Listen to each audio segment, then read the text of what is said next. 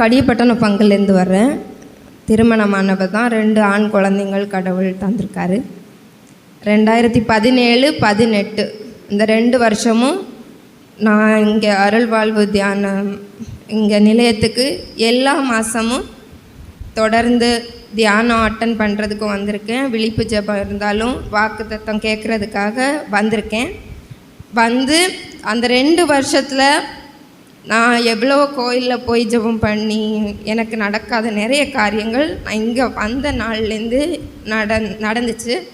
2019 ஜனவரியில் 1ஆம் தேதி இங்கே வந்து வாக்குத்தத்தத்தை கேட்டுட்டு போகிறேன். 2ஆம் தேதி எனக்கு ஃப்ளைட் ஏறுற மாதிரி விசா வந்து உடனே நான் கிளம்பிட்டேன். மனசார சாட்சி அங்கே வச்சு சொல்லிட்டேன். இருந்தாலும் எனக்கு இந்த இடத்துல வந்து அதை சாட்சியாக சொல்லணும் அப்படின்னு சொல்லி ரொம்ப நாளாக இருந்துகிட்டே இருந்துச்சு.